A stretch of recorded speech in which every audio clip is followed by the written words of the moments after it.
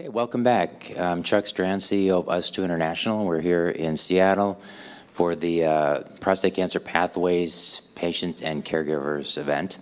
And thank you all if you were with us earlier today for the overall session. We're going to be doing another special session now for the support group leaders. We're very privileged to have many local support group leaders that are from the Seattle area here in person. And we're going to continue the conversation specific to the psychosocial aspects of prostate cancer. And we're very pleased to have Dr. Cobie Whitten with us again. And we'll have also Katie Stoll, genetic counselor. And really the purpose of this is to focus on how can we, as an organization, and specific to the support group leaders, provide this type of information to the prostate cancer community through the support group meetings.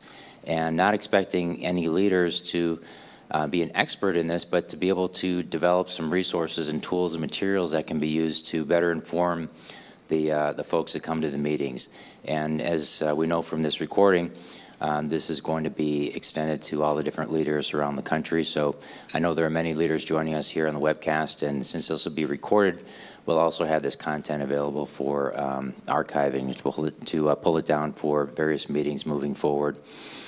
And there's not a real structured agenda for this session, but what we wanted to do is just really kind of have it be interactive. So between the people that we have here in the audience, and do we have the chat also? We do. We still have the chat and the email option for people who are watching through the webcast to provide comments or questions.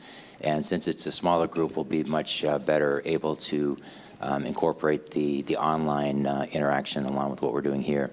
So just one more comment I wanted to make is that the content we're covering today, which is the psychosocial aspect of prostate cancer and genetics and genomics, were two of the items that were rated most highly in the recent support group leader survey that we sent out to all of you. So everyone that participated in that, thank you so much for providing that input.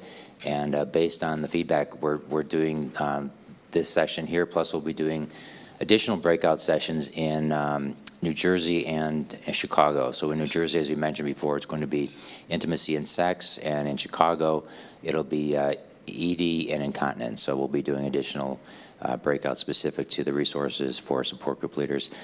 And at this time, I'll just turn over to Terri Likowski, and you all know Terri. We can all introduce ourselves individually, provide a little bit of information, and kind of get into the session. Thank you. Yeah, thanks everybody, and hello to all my group leaders who are watching from afar. And if not, everything's going to be videotaped, so if you miss some of the session, we're going to have it all for you afterwards. So I just want to say to everyone in the room, we know it's been a long day, and thank you guys so much for staying and being here. This is not a formal presentation. This is not a train the trainer session. Like Chuck said, we're really all here to learn from each other, and that we're here to learn from you what it is that we can do to help you, the tools we can create. So the goal is going to be what we learned today is the tools that we can create to have for you after this is over. So just a little bit of background is we did a support group leader survey, which I know many of you guys participated in. We had fantastic participation in that survey, which was really a really great thing. It means that you all really care and you took the time to fill out the survey. We had like a 45% participation, which is really good for a survey, because I know surveys aren't the most fun thing to do. So thank you everyone who did that. But some of the things that we learned that came out of the survey is that some of the things that are most important to the leaders to learn more about and to learn how to talk to at your support groups are your treatment choices, relationships, sex and intimacy issues, the financial impact of the disease, and then again, everything we focused on today with the psychosocial, emotional issues, anxiety, depression, etc. So kind of living with prostate cancer. We all get a lot of information, and we can read and learn, and we're doing that all the time. But we want, as leaders, how can we really, make an impact and really help the folks that are coming to our meetings and make a difference in their life, even maybe the day they walk out of that meeting. So I think what we want to do is we want to make this as intimate as we can. So let's go around the room and everyone on your list, there's like the 4 things that, and just briefly, introduce yourself and where you're from in the state. Briefly, we're not going to get into health or anything like that, but how long you've kind of been involved with us too.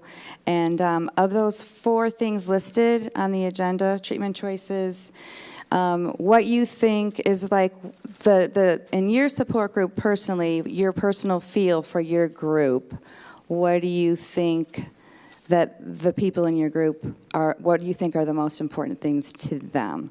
So let's start out with, I'm going to put Mr. Kiefert on the spot. And I came here in person. Anyway, I'm Jim Kiefert. I've been facilitating a prostate cancer support group for 17 years in Olympia and 5 years in Oregon. And if I could add those 2 numbers together, I could tell you how long I've been doing it.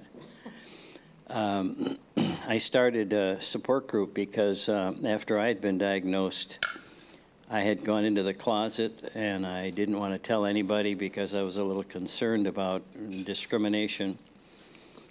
Until my secretary said my husband has prostate cancer and he's really going crazy. So we met with him and I started a support group from there on. I've been involved with us too since 2001. I had we just moved. I'd retired and moved to Olympia, and I got on the website and found out all about us too, and applied for a position as a member of the board of directors, and voila, somebody there liked me. You're supposed to laugh. Thank you very much. Anyway, I think the issues that bring the most people to my support group meetings, and just last Tuesday we were talking about incontinence and strengthening the pelvic bed. And then when we bring speakers in to talk about making informed decisions, not only about screening, but also about treatments. And then the best part of it is after we've had a speaker, the guys get together and they talk about, oh, I had radiation, well, I had robotics, and I had open surgery, and they peg each other, and then they get together and exchange phone numbers and email addresses. And it's the having coffee later, getting to know each other outside of the meeting that I think really pays off big dividends. So I think we've done a really good job of bringing in excellent speakers, including Cobie and Katie, if she's still here. And that just brings people to come and listen and find out more how to deal with things. I think the psychosocial issues, I think we're probably going to talk about that later. And I'll save it for then. And so next we have... No, wants to be skipped. Do you guys want to maybe just kind of pass it around? Yeah, my name is Gary Anslet, and I'm here with the Seattle group.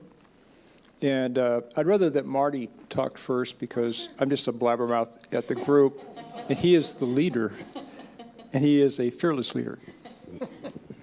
Thanks, Gary. I'm Marty Chicoyan. I'm currently the facilitator of the Us Two in Seattle support group. And I've been involved in the group for about 5 years. I've been facilitating the group for about a year and a half since our founder, John Fogarty, decided that he had other things in his life besides prostate cancer, which is a really good thing. So John shows up periodically, but I have the honor of organizing and facilitating our meetings. That's a scary thing, actually, for me. And so one of the things I want to do is just to thank all of you from Us Two, particularly Chuck and Terri, for the support that you give us, because I couldn't do this every month without the support from Us Two. These kinds of presentations today are really fantastic, and having this opportunity to network with other support group leaders is also really huge, so thank you for that. I go to our meetings once a month, and I'm always nervous. You know, what if nobody shows up? What if the speaker doesn't show up?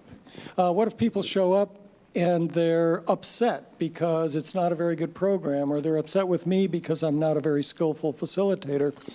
And I always leave those meetings just totally energized and just feeling, it's the best feeling of the month coming out of those meetings because of just the warmth and the support of the men and some of their partners that are involved in this. So it's what really keeps me going. I think the biggest issue for us right now is really treatment choices, frankly, of the things that are on this list.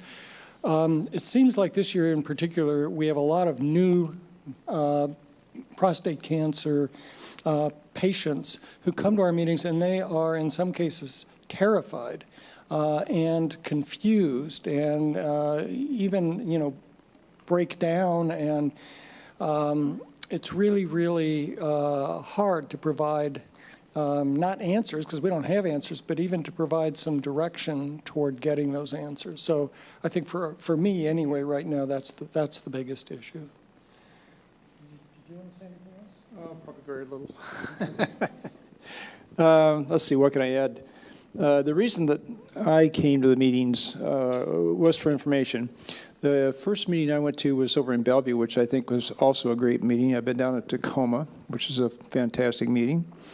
And I think there used to be one up in Bellingham that said that it used to belong to us too, and then it kind of faded out. It was at St. Joseph's Hospital. What I have found out of the meetings is, oh, by the way, I have to say this, the only reason that I'm alive is because of my flame that I live with, who knows more about prostate cancer than I do. And it's just the way her head works. She's a very medical person, and she actually enjoys the meetings, and that really helps me because I've got someone to bounce ideas off of. That's really helped me stay alive. One of the things I've always noted in the meetings, whether it was John or Marty, was the variety of people. It's like you would think there'd be patterns, and there isn't. Everybody that comes in has a different story, and it's so wonderful because I know I'm going to get something out of every meeting that I hadn't gotten before. And like Marty said, in the last couple of years, it's been incredible, the changes. And we go to the seminars every 6 months, and we enjoy that, and it's Seattle Cancer Care is so wonderful. Fred Hutch, all these opportunities to learn, just right behind all the experts. So anyway, it's an ongoing battle. I've been at it about 7 years, and it's actually been enjoyable.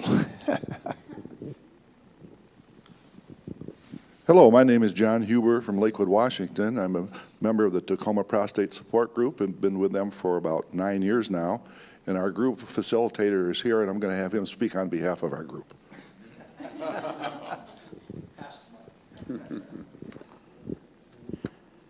My name is Bob Freeborn, and I'm a facilitator at the Tacoma Prostate Cancer Support Group. And the Tacoma group has been around about almost 30 years now.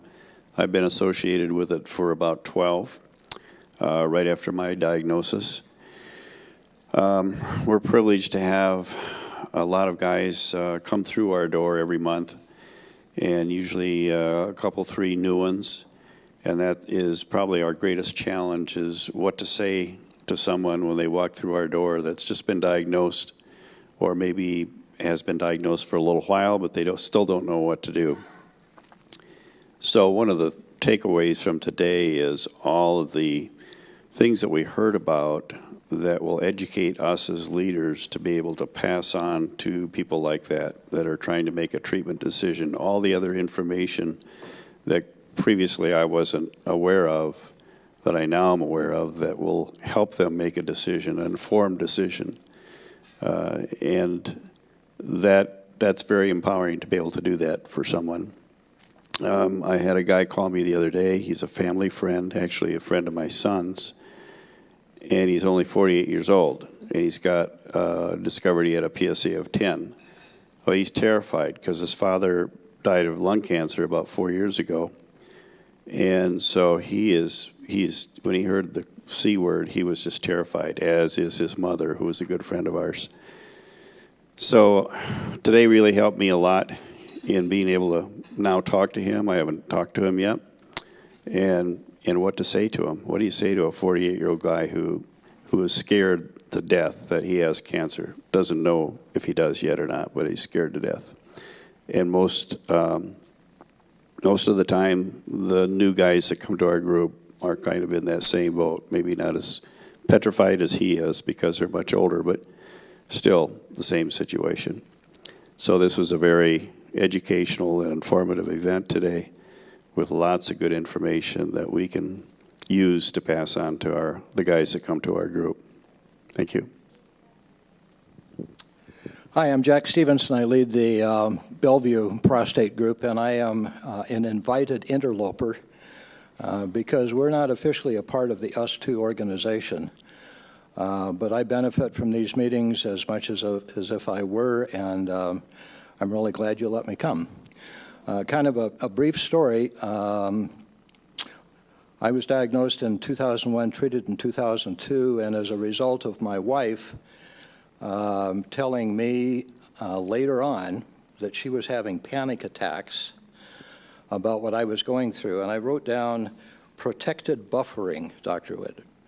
That was perfect because she never gave me a clue about what she was going through. And one event led to another, and I decided to start a faith-based support group in our church that's now been, like I said, 17 years. What's interesting, too, is Bob came to our group first, and after a few meetings, he said, you know, I think we could benefit from a meeting like this in University Place.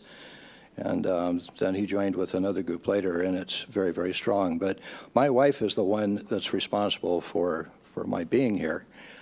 She passed away about 10 years ago, but I'm very, very happily remarried, and my current wife, almost 3 years married now, her husband died of complications related to prostate cancer.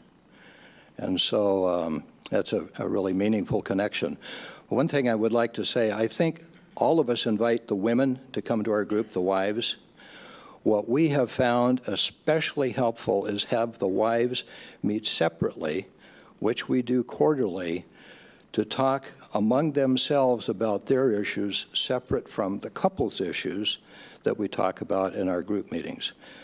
I would recommend that highly if you would consider that for your groups.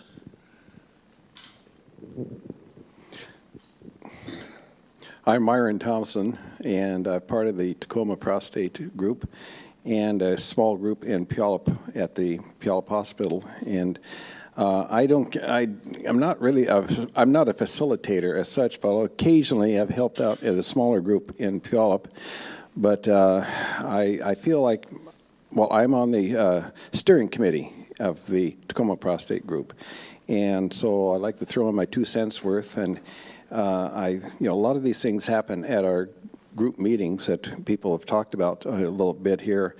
But I find myself, I don't want to say I'm not an outsider, but I'm come with a little different perspective, not being the one to actually lead it. And I see that the groups need to make a big outreach to others in the community and elsewhere. And I think the first time I ran into the group was at the Tacoma Relay for Life. And we were there, and I had just been diagnosed with prostate cancer. And when I walked around the course and I saw the group there, whoa, I had to stop. I mean, this was it. And so I've always looked at a deal like how much outreach can we make. And also I have been involved with the Washington State Fair in Puyallup, and found out that after being there that, well, we could, as a group, could go there and on a health fair type days for 2 or 3 days. And so we've been to the fair, and over recent years, I don't know how many we've been there now, Bob, but it's been a few, and be able to get the word out to the community a little bit more and others in the around. So I think this is a great deal, and somehow or another, it's even evolved into the rodeo at the fair. On one day, they've had outreach to the breast cancer group. Well, last year, for the first time, came through with the outreach to the prostate group. And so we were recognized at the fair for the prostate during one of the rodeos. So I'm very much aware of trying to make outreach. And Bob does a great job for at the meetings as far as that goes. But anyway, that's my contribution kind of to the whole thing there too. I'm Mike Hamlet. I am the current leader, fairly new at the job for the Friday Harbor chapter, US2 chapter. And in relation to where I see as important for an anxiety and depression aspect of the members of our growing group, unfortunately, is the newly diagnosed, but not only that, the newly re-diagnosed. So I think that there's a lot of help that we can provide with the newly diagnosed by showing them that, they're not alone. There's a lot of people that have been in our group for a long time, so they can see that it's not an immediate death sentence. But I think that when somebody is diagnosed with a recurrent disease, it starts the thing all over again, and that's probably the one area that is hard for me to really be effective with those folks. Hi, my name is Arnie Gunther, and this is my wife, Kathy. We are from the US2 Southwest Washington support group located in Centralia. Our group is just past our 4th birthday back in April, and Kathy and I were instrumental in getting that started after my treatment almost 5.5 years ago now. But I think what's important for the people that come to our meetings is the treatment choices. There's so many different things, and all of us are a little bit different in our cancer and what we've gone through with treatment, that I think just keeping up with the different things that are out there is really good. And what I really appreciate is, and what seems to be the most gratifying for me, I guess, as the group leader is the few times that I have the opportunity to talk to somebody that's newly diagnosed, and then just share with them my story, and it seems to help me maybe more than it does the fellow that I'm talking to. But I think that's what's important about being part of a group, is just that camaraderie and just sharing what you've gone through, and maybe in some fashion that'll help somebody else. So, thanks. My name is Ray Height, and I'm not a facilitator yet. I live in Kitsap County, and I became involved in US2 because I was on the email list and received information about the women's group, which was really important to me. My husband was diagnosed in 2016, had surgery, and I tried to talk to him about getting support, and he said, "You're my support." And so that really made me think about women and how we need support. So my goal is to get a women's group going in Kitsap County. And that's me. Thanks.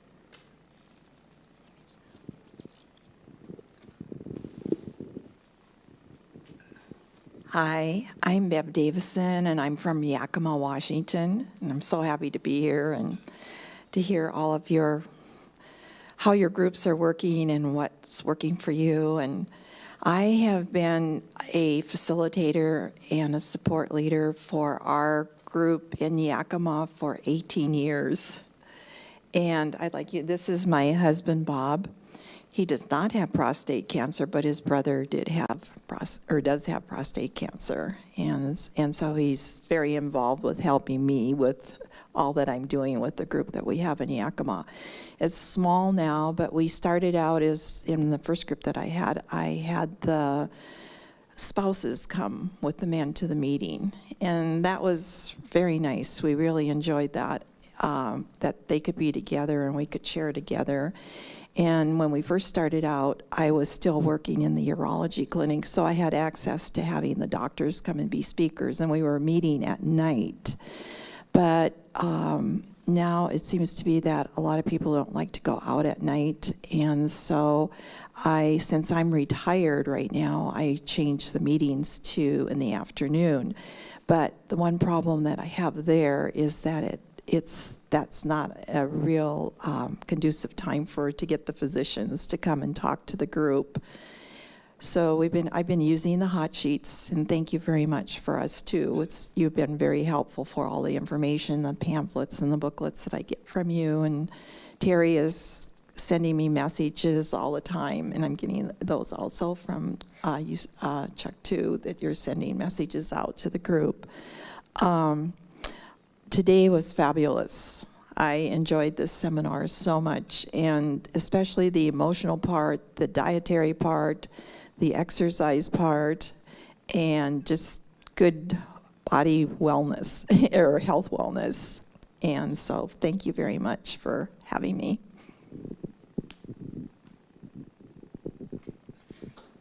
Okay, did everybody get a chance? So before we get into, we're gonna go back to Cobie because she's been amazing, and she's really helped Chuck and I through this process as we plan this meeting. We brainstormed with her a lot over the phone, and I can't thank her enough. I have to figure out how I can do that somehow after this. But it's just, I think for me, I just want to share. We always say, I've been around for 14 years with us too, and it's something that's really special. I think that I was put in this organization for a reason. It's changed me so much as a person. It's affected my relationships with my family, my friends, and they're all part of this organization as well. But I think we talk about this all the time, and I love when you can all come together because there's a magic within this organization. And if we could figure out how to put that in a bottle and sell it, we'd have all the funds we would need to market and promote and get the awareness out there about this disease. But there's no way for me to really express how important you all are, everyone watching, everyone in this room. We really, really appreciate you.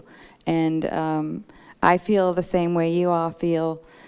I feel like it's such a wonderful feeling to know that you're giving back or you're really, really making a difference in somebody's life, whether it be through a phone conversation, one-on-one conversation, whatever it may be. You're all really special, and thank you all for that so much.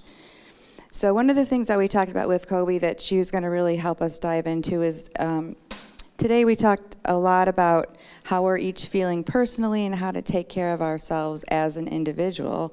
But what Cobie help us to see is, as leaders, you're going to have different types of triggers and how to recognize what those might be. You might not even know what they are. So that's where Cobie comes in, and she's going to help us to try to work with that and lead us in that direction and guide us through that. So thanks, Cobie. Thank you. This is on. Hi, welcome back. In our conversations about planning this day, I just have great respect for you. I can't see your sticky when you said I'm afraid before each meeting. Marty. I have great respect for that. I think that's a healthy feeling, actually, to go into it recognizing that, I don't know what might happen tonight. But the more meetings you facilitate, the more years you've been doing this, you have a pretty good idea. But you never know, because there are all kinds of people, they're in all different situations, and the diagnosis or threat of a diagnosis can send someone into a tailspin. The last Us Two meeting I was at was down in Lewis County in Arnie's group, and there was a gentleman there who was beautifully flanked by his wife and daughter. He was just in the throes of being diagnosed. He was terrified. He was very upset that he couldn't get proton beam radiation, whether or not there's data that that was even what he should be getting.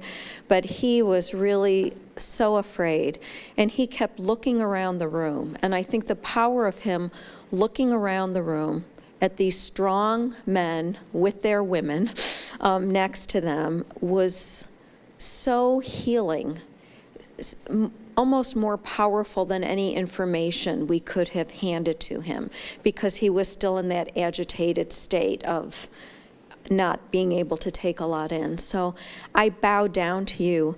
It's not easy, and yes, at the end of every meeting, I know from doing my own support group how gratifying that feeling is. And some nights you may feel like, oh, it's 4 o'clock, it's dark here in Washington State, it's cold, it's raining, I really wish I could stay home and watch the Seahawks or whatever. But you push yourself out, and each time it is such a gift to be a leader and have that opportunity. With the gifts come some challenges sometimes. I know for my husband, when he's looking at tissue removed from someone who's his age, that's a trigger for him. It could be him. So when people enter your group, whether they remind you of you or their situation is similar to you, or it could be your son or your father or your brother or your friend, we're human. You know, we can't help but be affected in some level. And I guess really all I want to say, I mean, I'm trained as a therapist. I've had years of training to sit in a room with someone and learn not to react when I'm shocked or something startles me or throws me, or in those moments when I feel inept. And I have those moments where I feel like I'm not quite sure what to say right now. I'm not quite sure what to do. And recognizing I am triggered, so just being self-aware. I mean, just recognizing I'm having a reaction right now as he or she is speaking. I don't have to respond to him in the moment. And the beauty of your groups is, boy, you've got a bunch of men in there who can respond. It's not all on your head. So you can absolutely share the responsibility with your co-facilitator, but also with everyone in the room. So really, I think the first step is recognizing I've been triggered. The second step is that there's nothing you really need to fix in the moment. The gentleman from Friday Harbor, I can't see your... Mike, when you said, I don't feel I'm not as effective when there's a recurrence, what would it look like if you did feel you were effective? Can I put you on the spot? Oh. Sure. So earlier, as Dr. Wright was talking, I mean, this is not an easy disease to make those decisions. So, sometimes it's pretty easy to relate the options for a newly diagnosed. It's a little more difficult for me, and I think for our group, to be helpful to folks that are going through reoccurrence. And I guess, for whoever is, sharing their current situation, for them to be able to gain some comfort, possibly because of, the folks that we have that have been through it and are still around long term. But they're always looking for, I think there's a lot of people that are looking for someone to make the decision for them. Yes, yeah. Yeah. So I guess, just to help to lay out the options so that they have better comfort leaving, that's what would make me happier at the end of the meeting. Thank you. Sorry to put you on the spot that way. I think part of it also is that no one wants to hear someone's had a recurrence. I mean, no one wants to hear someone's disease is progressing. And you're all connected to each other. You care about each other. And it's you're trying to respond to them, but you're also dealing with your own heartache and worry for the person and their loved ones. So it's a really tough situation to be in terms of monitoring your own response, serving them, also serving the other people in the group and whatever's being triggered by hearing this recurrence. So if my situation's similar to his and now he has a recurrence, what does this mean for me? Oh my goodness, I'm more vulnerable than I thought. And you know, the reality, Chuck and Terri and I had great discussions around this. People will die. People will have their disease progress. And we need to recognize that and honor that and be there for them too, even when treatment options, I really detest. I loved the expanded discussion on palliative care today. He did a beautiful job, because when it gets to a point of even hospice, it doesn't mean there's nothing more than can be done. I hate when people say that. There's so much that can be done. We may not be radiating you or filling you full of chemicals or operating, but there's so much we can do. So just easing someone's way by listening and not feeling you have to fix is just a great, you know, off the hook. As I said earlier, what is not expressed is depressed. For your gentleman to come to the group and just be able to say, I've had a recurrence, I don't know what to do, I'm concerned, my wife is crying at home, she couldn't even come tonight, whatever's going on, is a great gift to just sit there with acceptance and deal with your own stuff. So when you do get triggered, not only recognizing it in the moment, but take good care of yourself after that meeting. Talk to other support group leaders. Say, I had a tough night, you know? Get support from your loved ones, but also from others in your situation and from us too. Or when a member dies, that's a really difficult thing. So utilize each other, recognize what's going on in yourself, and really support yourself. I used to, with this group, it's totally different. I have to tell you, I'm so impressed with the leaders. But I've worked with breast cancer groups where there are very well-meaning lay leaders, lay meaning they're not formally educated, or they don't have a master's degree or a PhD, and you don't need that to be a great group leader. But they have a big heart, and they want to help others, and so they even do some minimal training, but then they get in a room with some really angry woman who is enraged about her cancer, and it's all over the place, and she's screaming and crying. And you have someone, it's like if you told me, oh, I know how to drive a stick shift car.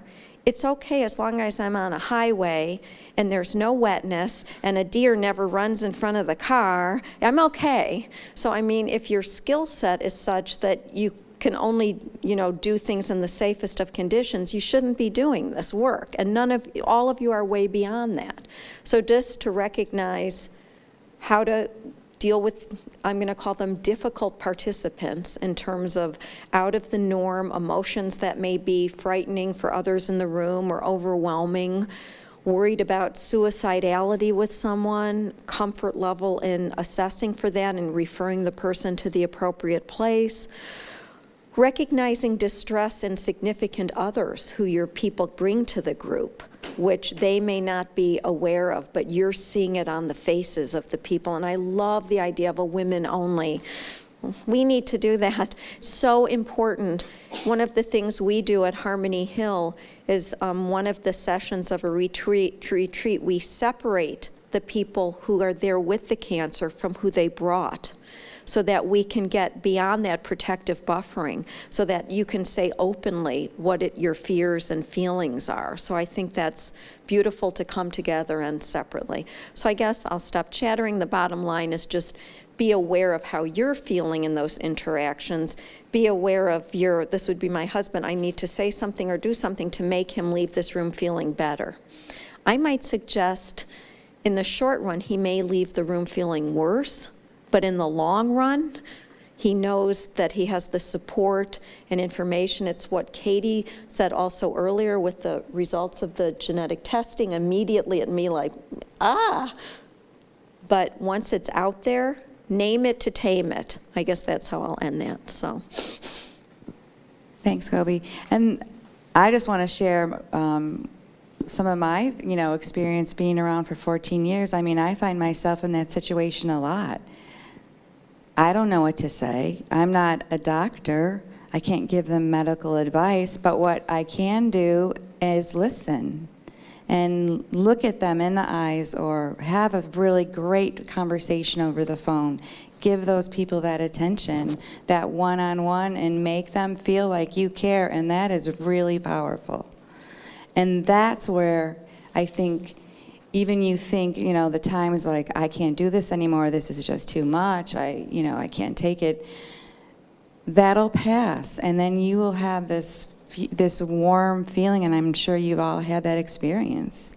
And it's so, the reward is just over, it's just way better than, sometimes we all have to have a meltdown once in a while, and think we can't handle it, but we really can. We really can, so. And I'll just add, as the Jewish mother, grandmother, maybe you can't. Maybe you've served your term. Maybe you need a break. And literally, it's like what I said earlier about the flight attendant warning. If you cannot take care of your own needs and your own health, you can't serve these men and their ladies. So listen to yourself. And you may need a break, or you may be ready to take a break from thinking about prostate cancer, and there are other people who will step up. So really, you have to serve yourself first before you can serve anyone else. Yeah, most definitely. And I think the other thing that we hear a lot, and I always kind of chuckle, is one of the struggles I know that everybody has is, some of you have been leading the group for years, and even though we talk about how to help, have more muscular chapters from beginning stages, and we're really trying to do that as we move forward as an organization, so that in the very beginning you've got 4 or 5 people who are really helping with the group, that there's not one specific leader doing all the work, and just kind of give everybody those small responsibilities from the very beginning stages. However, there's a large majority of our groups who you guys have been leading the group for 15, 20 years, 22 years, 25 years. So it's hard to let go sometimes of that, where it's easier to just do it yourself, is kind of like what I've heard. And I've been in that situation, just even with work at home or whatever, in our daily life, where you think, I'll just do it myself because it's better than trying to explain it, and then they're not going to do it the way I like it, or whatever it may be. But I think we can all relate to that in a different way and in different things. But like Cobie said, don't put yourself under that, don't feel like you have to do it. If you need a break, take a break. Maybe leave the group for 3 months, 6 months, or maybe just you're ready to step down. But we never want any of you all to have that type of stress where you're just so stressed out and you don't know what to do and you can't leave the group. And we're here to help with that scenario. So I hope none of you or any of you are in that situation. So. Anyway, anybody have any other questions about that? I guess I'd be interested in asking you what scenarios there have been where you felt like, yikes.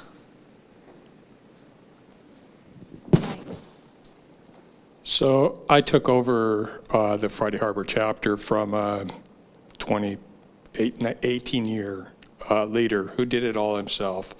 And this was about, in the first 4 months, we lost 3 members. And that was, what did I get myself into? Anybody else, any of those examples?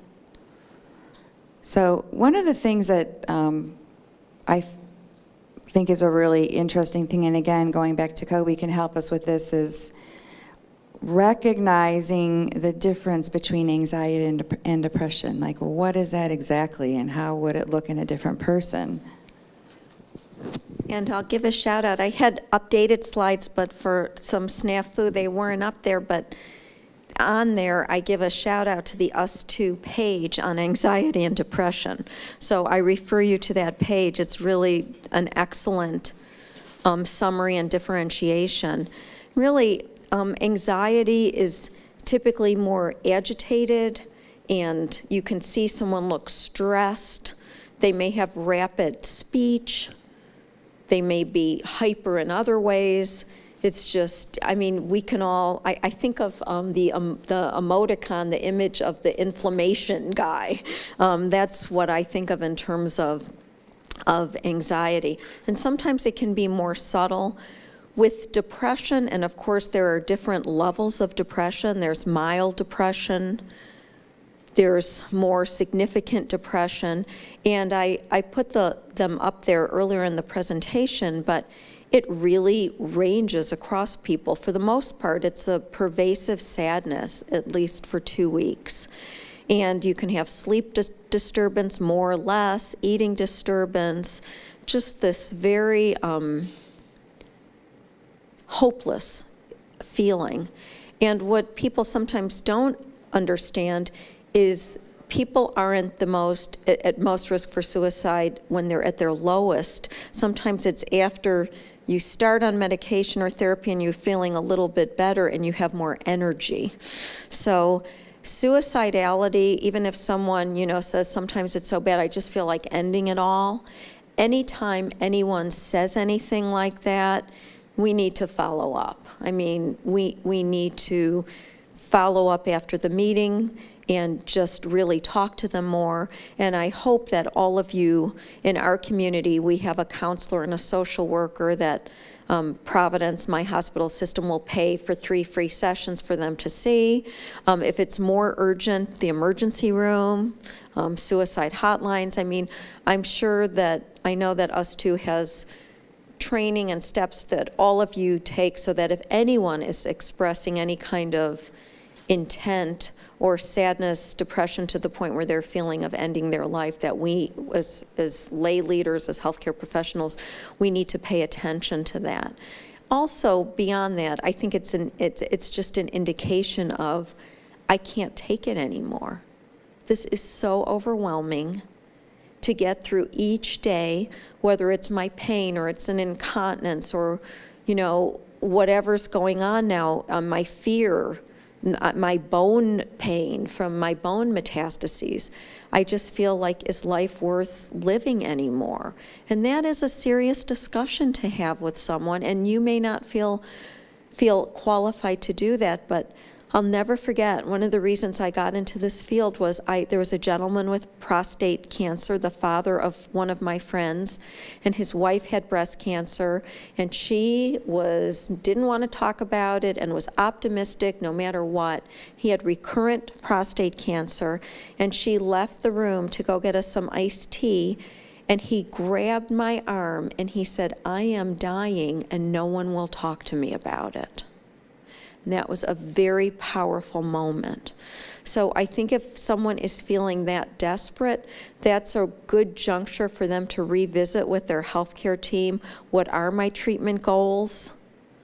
How am I feeling? What is my quality of life? What's an appropriate course for me now?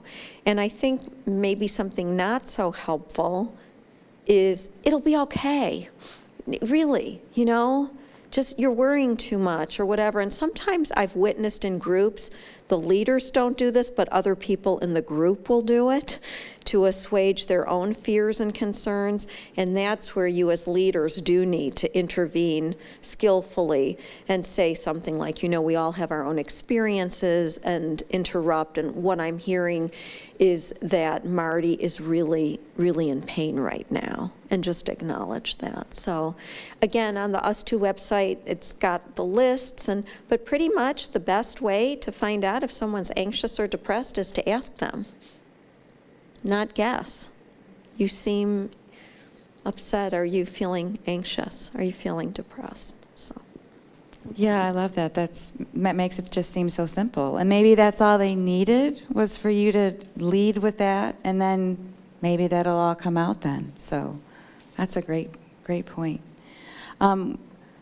I think one of the things that I've learned from all of you throughout the years is, and I want to kind of talk to you all and get your input on, when somebody new comes to the group, one of the biggest things that's so important is establishing that trust factor within the group. So let's kind of, does anybody have anything to share in that scenario when someone's new, they walk in the room for the first time, it'll probably take some time, but what are some of the things or strategies that you guys are doing now to kind of deal with those newly diagnosed guys who first walk in the door? Jack?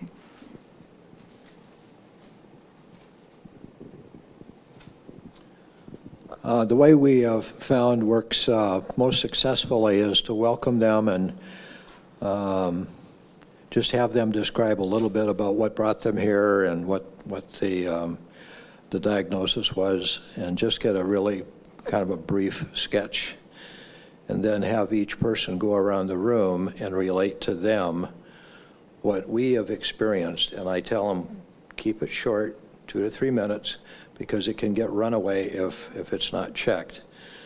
And sometimes they're going to hear that one of our guys has been fighting this with every treatment option in the world for about the last 10 or 12 years.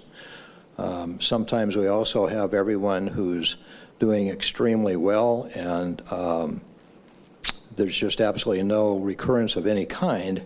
And then I have to step in and say, just to let you know, not everyone in our group has had this kind of great experience. We're really grateful that these guys have, but some have had much more complication, and we've lost a few guys over these years. And we're just here to try to find out how we can best help you get through this journey.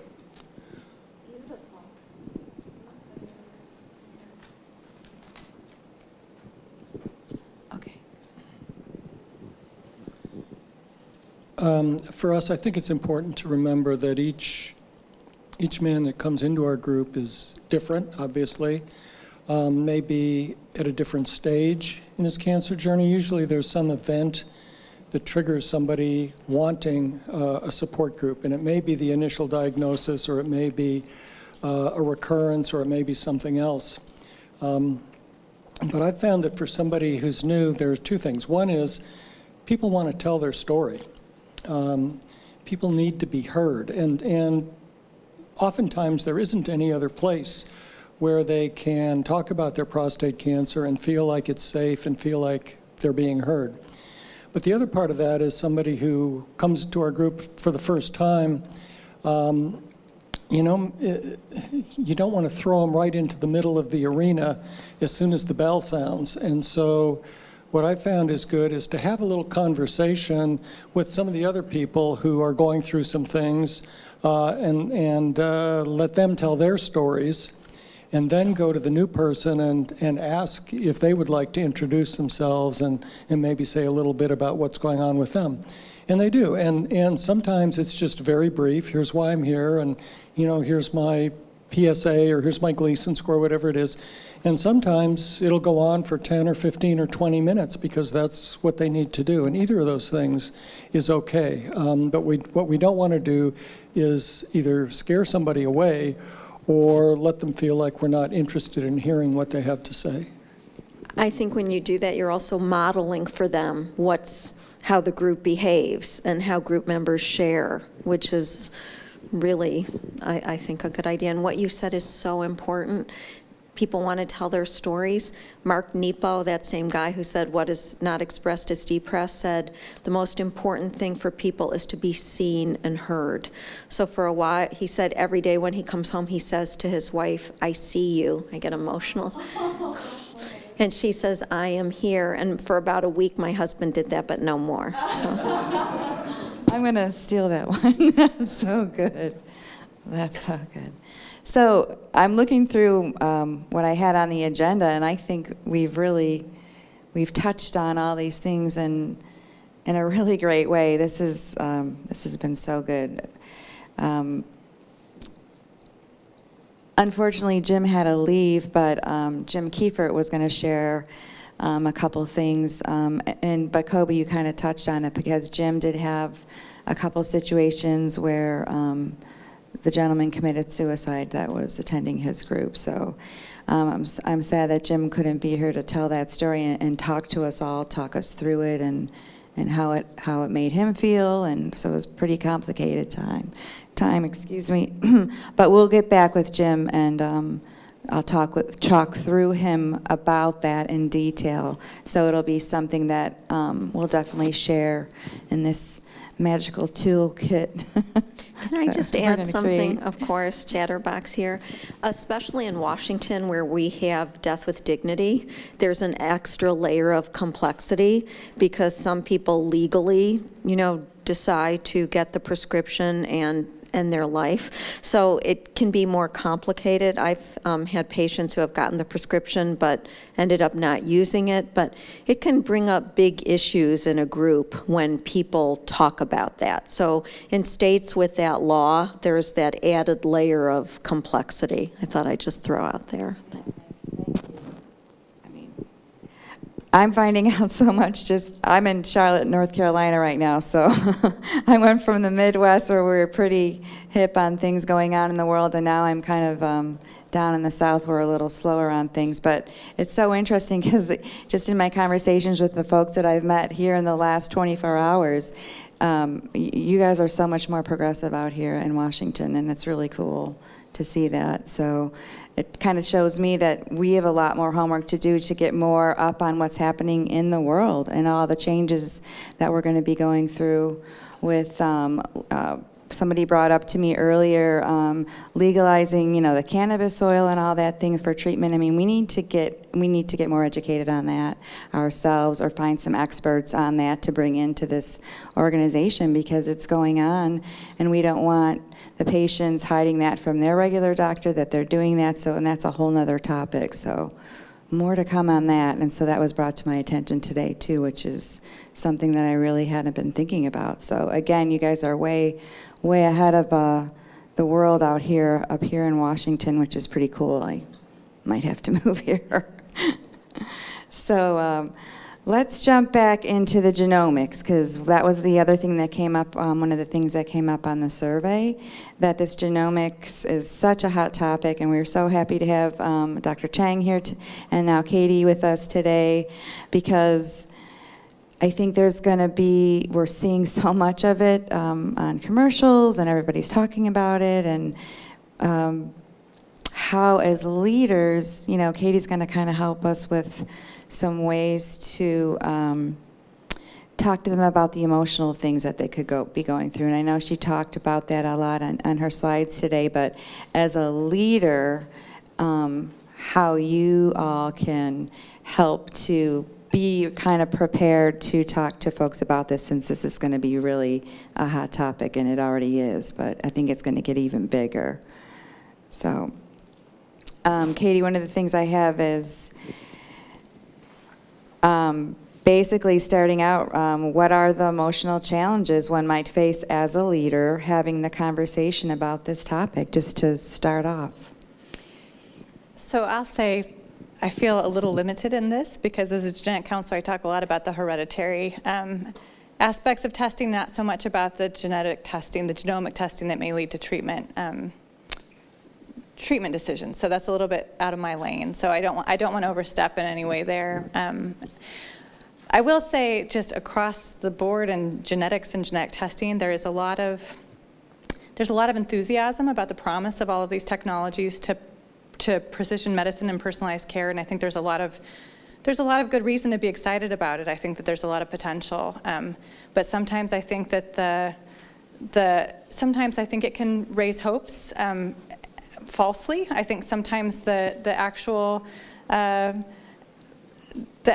application of these technologies in real life sometimes doesn't live up to what the advertisements suggest that they might. And so I've seen in some of the support groups that I've visited almost disappointment, not almost, definite disappointment that a genetic test didn't give them the answer that with that magical treatment that was going to cure their cancer. And that's new. It used to be with any of these genetic tests, you didn't want to find a genetic mutation because that was just, it felt very much like bad news. But now, sometimes finding a genetic mutation might lead to a treatment that you might not otherwise be eligible for. It might give an answer, an explanation for family members. So I think that maybe that could be something that could come up. I've seen it come up in groups that I've visited, that there's just disappointment that there wasn't an answer found with some of these tests and just how to manage that. And then I guess the other piece would just be dealing with the burden of when you do find one of these hereditary risk factors and how to share that information with family members and kind of to shoulder the weight of that for your family members too when you're already going through so much yourself. I think that can be a challenge for many people, for thinking about their siblings, especially about their kids. I think that's a heavy weight. Mm-hmm. Anybody else have any questions on that? Now, okay. I think one of the things that helped fairly recently was when Dr. Chang started her program with this gentleman study. Before that, we had people would come into the meeting, they would talk about genetic testing and, hey, what's the latest price and how it would cost me this, da da da. The rest of us were just kind of like, what are you talking about? This is new stuff. And we knew it was out there, but we didn't really know what it meant to us. But when Dr. Chang started her thing, all of a sudden, it started popping up on the 6-month seminars also.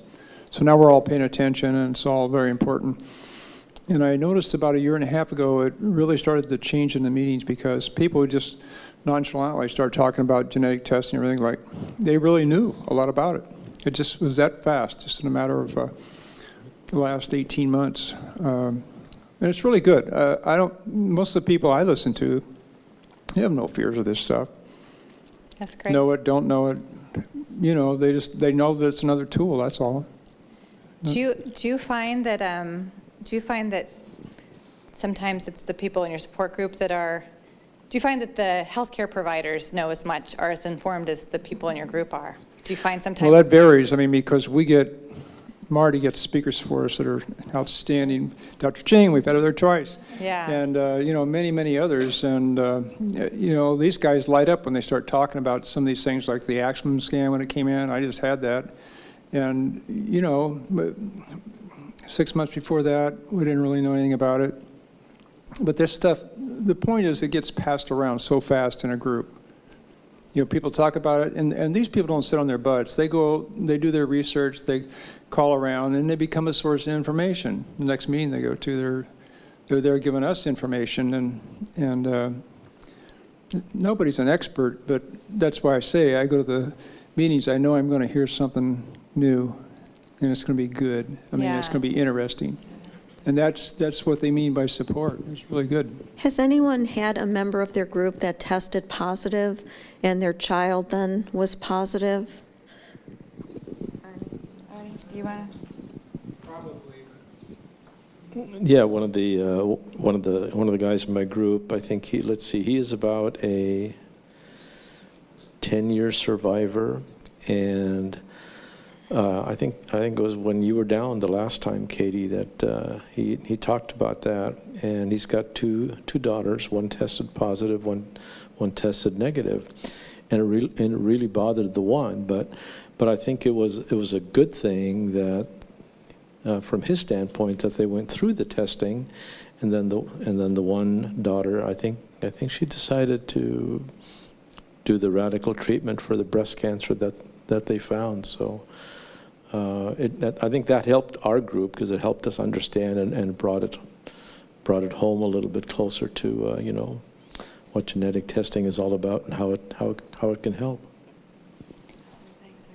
I do think there's so much power in an organization like us too in disseminating information to all of these support groups, because I have been really overwhelmed and impressed by the level of knowledge among the group members and in pretty rural communities. It's like I can understand when you've got speakers like Dr. Chang that can come to a Seattle group and tell you about the latest and the greatest, but you guys are informing groups all over America with kind of the latest and the greatest, which is which is why I expect that there's probably many groups where the participants in the support groups know a lot more about the emerging technologies than their healthcare providers might, which things like the Gentleman Study help increase access, regardless of whether their providers are moving those things forward. But I imagine some places are utilizing these technologies or talking about them with their patients more than others. So you guys are kind of leading the way with some of the new stuff. The big thing with the genetic testing is how it affects trials you might be going into, whether or not they're going to work for you. I remember going to the last 6-month seminar at Seattle Cancer Care. They were saying this is really going to help because some of these trials you don't want to be in, it's not going to help you. Other stuff is like, this could help you a lot. I mean, that's why genetic testing's, that's where I think it's going to pay off. None of this is going to be fast. I mean, I'll be 75 in August. I'm going to go out. I don't care. I just think it's a fun ride, that's all. Thanks a lot. So we're actually kind of blowing through the agenda pretty good. Is there anything you guys had in mind to talk about today? Like what your expectations were for this meeting, or anything that you specific that wasn't on the agenda that you might want to talk about? Drew, did we get any questions at all? Okay. I think everyone's pretty tired out. I know you guys' brains are probably pretty flatlining right now. Sure. I just really want to thank us too, because this is more than I thought would show up, and it's wonderful because we know you're there and you're important, and we're just glad that there's this organization and it stands behind us. So thanks, really. Thank you. Okay, Mike. So I've been on this journey for 6 years now, 6.5 years personally, and I've been involved on a personal level on a variety of things, and us too has been a real help with that, with the local support group for myself and my wife. And as I educate myself, one thing that seems to come up is that the more data that we have about the diseases, prostate cancer and all cancers, the more we can study and develop solutions. And I was wondering if anybody here has a point of view on the National Institute of Health's All of Us program. I've been talking it up with my team to try to get people to join up, but it's kind of like you were talking about, Katie, with, do you really want to know? And the personal information that gets shared with the All of Us program, I get a lot of hesitation from guys in my group. They go, it's just too much information to be shared. So I'm looking for everybody's input, if anybody has input on that. I think it's I am very pro-genetics, obviously.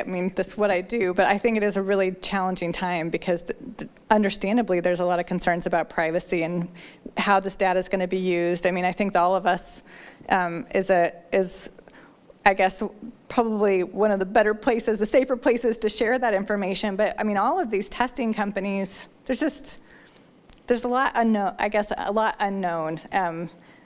Things aren't tightly regulated. I think concerns with what have come up with social media and Facebook, you could kind of relate that to genetic testing and all this health history that you're giving to some of these companies.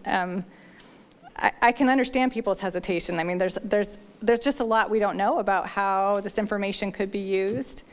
Certainly we can see how it can be used for good, and we see it being used for good, but I can understand people's hesitation that it could be used in ways that they're not comfortable with too. I think it's kind of the time we're in, lots of uncertainty with that.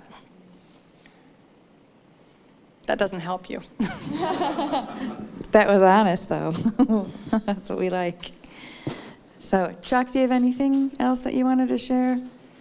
Well, the only other thing I was thinking of is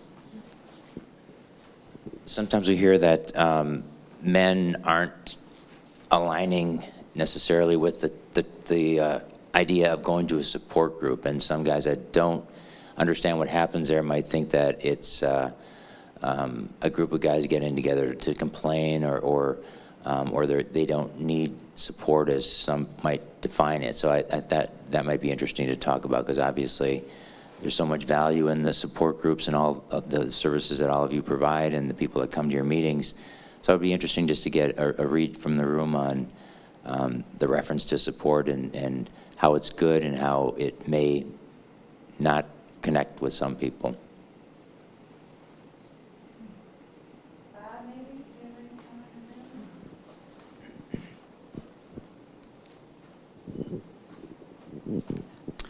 Well, I think, you know, the number of guys that walk through our doors of our support groups are probably a relatively small percentage of the people, of the men that are diagnosed with prostate cancer. And some of those guys know about support groups but don't want any part of it. And I'll always remember the story of a friend of mine, actually, that was diagnosed with prostate cancer. And he didn't even tell his wife. He didn't want her to go with appointments, so she didn't really know what was going on. And she found out about it from their neighbors because he confided in his neighbor. And that's about as far as it went. He didn't want to tell his kids. Obviously, he didn't want to come to a support group. And so I don't know, there's a whole lot we can do about that. But the big thing, I think that there's a lot of room for improvement is just getting the word out about support groups. I mean, we get guys now that come through the door that find us on a website, either our website or the S2 website. And that seems to be kind of the majority of the people, of the new guys that come. That's how they find out about us. It's not even by word of mouth. Sometimes that happens, but the sad part to me is, and we have a good relationship with a lot of people in the medical community in our area, but the sad part to me is they don't come to our group because their doctor said this is a good thing for you. Once in a while, but not very often. And that's an area that I think we can really work on to have more people benefit from what we have to offer as a support group. Yeah, that's great. One thing that, one of my stories that I love to share is one of the things we talk about, and I know most of you all know, and I'll just say it for anyone who doesn't, but it's been almost a year and a half now. We started doing the support group for group leaders phone call every month, and I know many of you guys that are here have been on that call at least once. Sometimes, you know, a lot of you guys are on it every month, and we love it, and it's been great. We have an average of 15 to 25 leaders on the call every month from all around the country. So I think that's a pretty cool thing, and we'll begin continuing to do those calls. But one of the things that used to come up, and we've talked a lot about it on the calls, is if, you know, how do you get the guys to come back? They come and then they don't come, and then they get their information and then they don't come back. So one of my favorite support group leaders, Russ Gould, he was one of my many mentors of many of you that I've had the honor to have met and become close to throughout my years here. Is Russ used to tell me, that's not a bad thing. It's a good thing. It means that you helped them. It means that they got the answers that they needed. They're in a good place and they're moving on with their lives. So you didn't fail because they are not coming back. It's a really positive thing. So don't think because you don't have a room full of people every month that you're not doing a good job, that you're failing. So I just really wanted to point that out again because it comes up over and over again. If they don't come back, that's good. It's a good thing in some ways. You know, I mean, we have all the variety, and the men who do come back, I know you guys like to keep educated about what's going on with treatment and obviously quality of life and things like that, and that's great too. And the other thing that I love is that the men who come, the folks who do come back, is because they're getting something out of it. It makes them feel good about themselves that they're giving back to others. So that's also a really special part of this organization. And again, we always talk about what I said before, the magic of the organization, and that is everyone in this room giving their heart and time and all your personal time, and no one's getting paid, and it's just really great. So again, I can't ever emphasize how much y'all mean to us, and how proud we all are of being part of this, and it's just been an honor meeting you all throughout the year. So, can I give a shout out to Arnie? Arnie, who is our group leader down in Lewis County, it's a financial support also. He and his Rotarians support a yearly men's health event. We're planning the fall one right now. And one year, who was that Seahawk who came? Max Strong. Max Strong came. That was a draw, let me tell you. So even though it's not an us to prostate only, it's a community-wide event. There's education, there's information about us too, and it's kind of the foot in the door technique. Here, let us lure you with, and also what we're focusing on, we have a meeting Monday to discuss this year's, is how do we get those women in there? Because as a few of you said when you introduced yourself, because of my partner, because of my wife, this happened. So luring the men through the women is often a really effective technique. When you look at healthcare data, men going to the doctor is often a result of some woman in their life telling them to do so. So same thing, I think, with the support group, and it's beautiful the women are invited also. Yeah, and I just want to mention, because I know most of you know that we're doing the new, and Ray's been great with this. It's a forum for her. We just started, I'm drawing a blank on when we started. We've been doing these for about 4 or 5 months now. And the goal was, we would love to have caregivers groups all across the country, but that's not an easy task to start doing that. So we, Chuck and I just talked about it a lot, and how can we do this? And I said, why don't we start out with the phone calls? I said, I feel really strongly that that's all we need. We just need to provide the platform to bring these ladies together, and then I think it's just going to bloom on its own. And that's exactly what's happened. We started out the first call, and there was over 100 ladies signed up for the call, and it was like, oh my gosh, we're almost growing too fast. But what we learned was,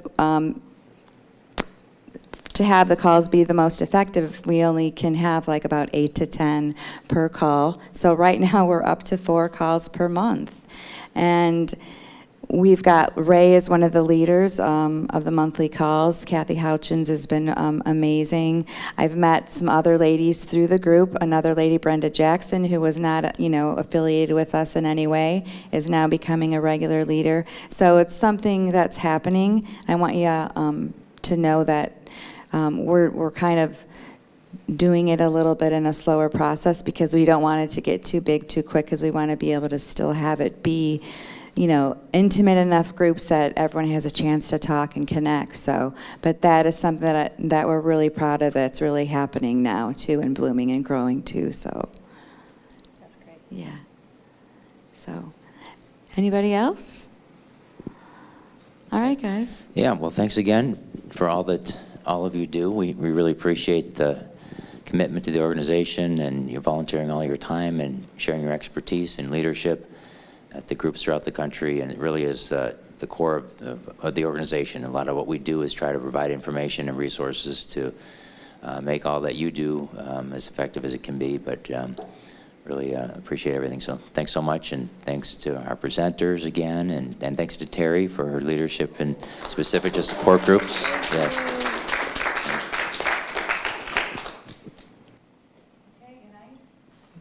Good night, everyone.